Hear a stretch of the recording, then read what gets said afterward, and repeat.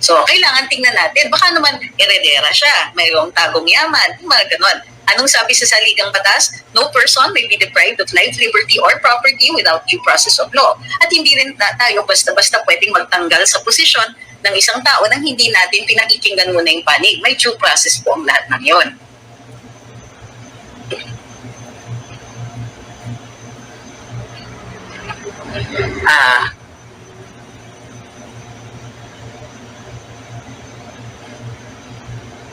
Mga tanong, sabi ni Balance Skills, si PRD maingat sa paggastos, lagi niya sinasabi, di niya pera yan, sa taong bayan yan, the best talaga, totoo yan.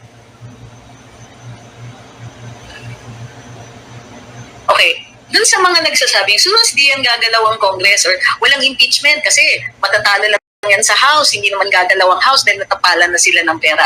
I get it, yes of course. Pero syempre, pwede rin naman natin baguhin ang ihip ng hangin. Kapag nakakita ng mga kongresista na hindi sila magsusurvive politically, kapag hindi sila umayos ng nilagay nila, then, di ba, it's also possible.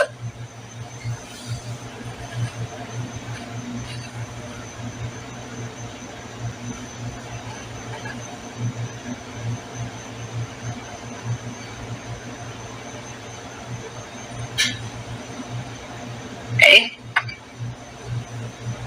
Sabi ni Ma'am Aliza, ito lang yan, sa panahon ni Duterte, maraming nagalit ng congresswoman dahil pinigil ni Duterte mga kamay nilang humawak ng pera.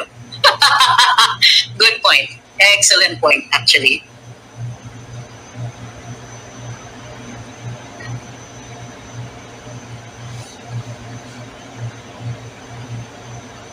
Dali lang po, naghahanap pa ako ng katanungan dito. Anong specific role ni PRD as admin ni Kibuloy? Siya yung tumitindig na parang may-ari ng ano. So, pwede niyang i-lease out yung property. Patek daw yung watch. Grabe, mahal yun. Rolex. May panerai din siya. Mahal ba yung panerai?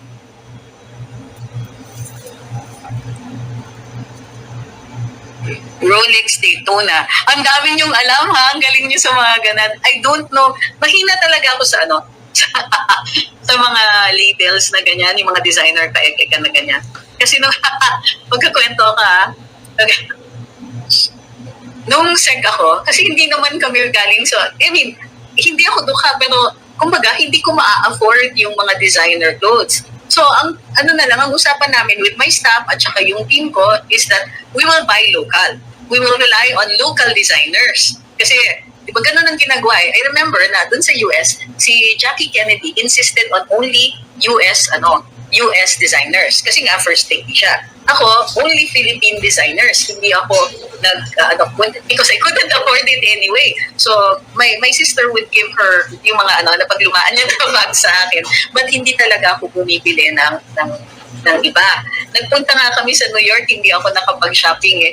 Na lang, yung mga pasalubong lang, mga chocolate, ganyan.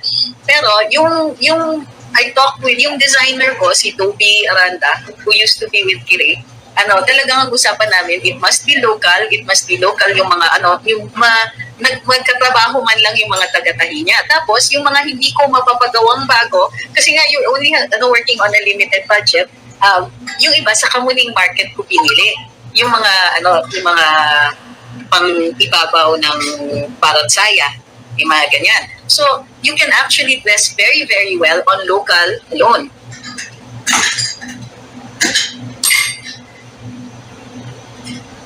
So, kaya ko, there's some people talaga na mahilig lang sa designer, yung mga foreign na designer labels pa. Nasa Sultan Kudarat si Sec Abalos. Oh. Sabi ni Mike Palengke, may artista van pa yun. Ha.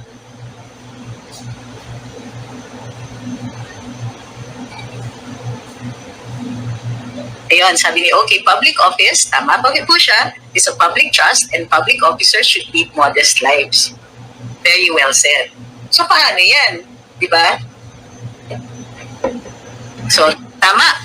So, it is correct na kinu-call out natin, tinatanong natin dito sa ating mga opisyales, oy, ano ba? Saan galing yan?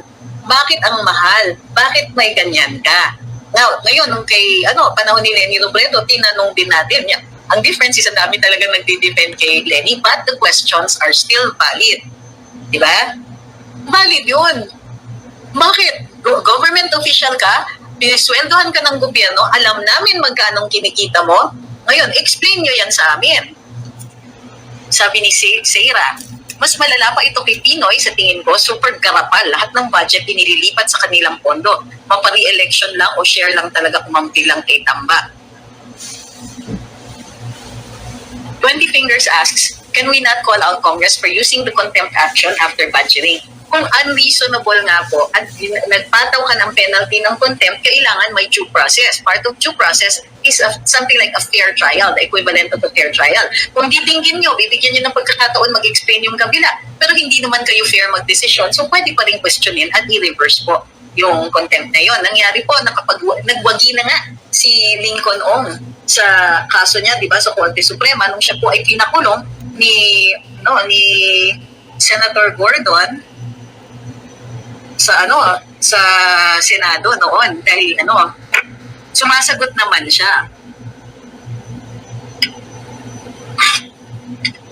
Okay. Sabi ni Ma'am Aida, can the people demand the ombudsman to subject this blatant display of wealth? Yes. Actually, we can ask the ombudsman to investigate these officials. Dapat walang kinikilala yan, ha? Dapat walang kinikilingan, walang sinasanto. Ma'am Rochelle says, paano po yung kay Mr. Abalos na gumamit ng private plane na friend niya? Pwede rin natin hingin na imbestigahan yon. We can. Yun nga po yun eh. Pag tumatanggap kayo, then you can be questioned about it. Because you're a government official, mayroong code of ethics yan. Meron ngang yung Forfeiture Act. Sabi nito, anong update sa Marriott sa gantong oras? Ay, hindi ko pa po alam. Ang only chika ko,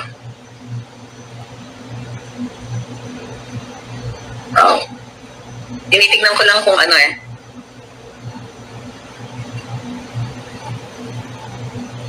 public officials really subject to investigation in terms of their lifestyle? Panahon ni Duterte meron, pero ang subjected to it only are the presidential appointees. But yes, the ombudsman can check lifestyle.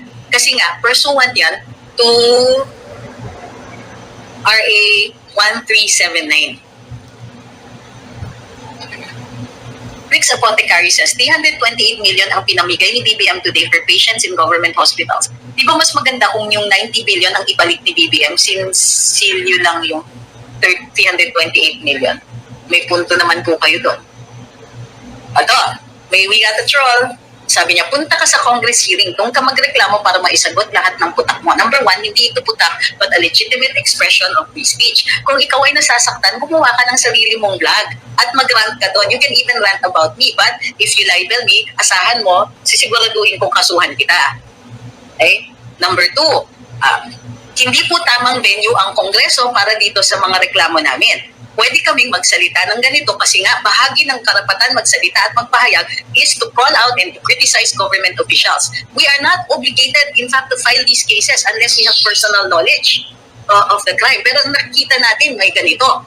All we are saying here is that they should be investigated. Ngayon, kung ikaw mas marunong ka pa sa akin, why don't you do what you're telling me to do? Go to Congress and defend them there. Ha? Galingan mo. Sabi ni Clara Lero, true naman po, yung mga OOTD ni Madam Chair Kimbo ay puros pambu. Uy, grabe! Grabe, meron bang ganon? Okay, dito pa. Ayan. Ayan yung comments. Naghahang na naman yung comment section. Portlicious says, yung mga ni-reveal po ni BP na anomaly sa budget ng DepEd sa interview niya, posible po ba na ma-investigate doon? If yes, sino po pwede mag-imbestiga? Ombudsman nga po. Sabi ni, tama ba yung kailangan natin ng update time to time, baka na-overdose na at magkaroon na ng bagong bukas.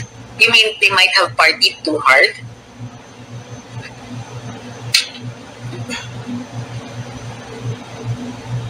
Can you get this kitten cat, please? Thank you. Sabi ni YRMS, mag-aral muna siya ng law.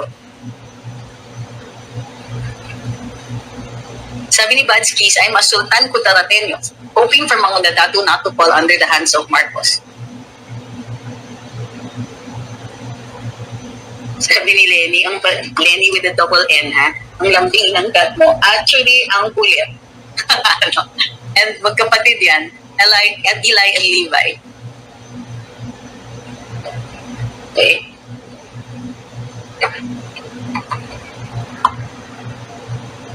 Tingnan natin. Sabi ni Nicolai Ularev, RA 6713, nakalimutan daw yata ni Sec Abalos. For everybody's benefit, ang RA 6713 is an act establishing a code of conduct and ethical standards for public officials. Hey, Ronan, can you get me some water, please? Ethical standards for public officials and employees to uphold the time-honored principle of public office being a public trust, granting incentives and rewards for exemplary service, enumerating prohibited acts and transactions, and providing penalties for violations thereof and other purposes. Okay? So, ano yung mga bawal dito? So, meron ditong tinatawag na norms of conduct. A commitment to public interest, so always uphold the public interest above the private interest. Yun po yun, for personal interests. Thank you. Sabi dito, all government resources and powers of the respective offices must be employed and used efficiently, effectively, honestly, and economically, particularly to avoid wastage in public funds and revenue. Professionalism. Public officials and employees shall perform and discharge their duties with the highest degree of excellence, professionalism, intelligence, and skill. They shall enter public service with utmost devotion and dedication to duty. They shall endeavor to discourage wrong perceptions of their roles as dispensers or peddlers of undue patronage.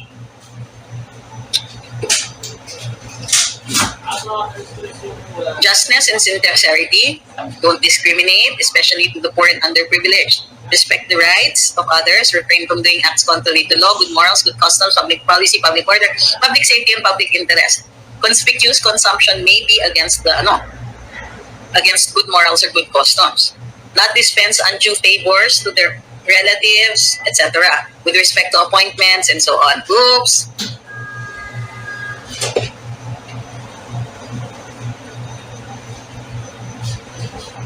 Responsive dapat to the public.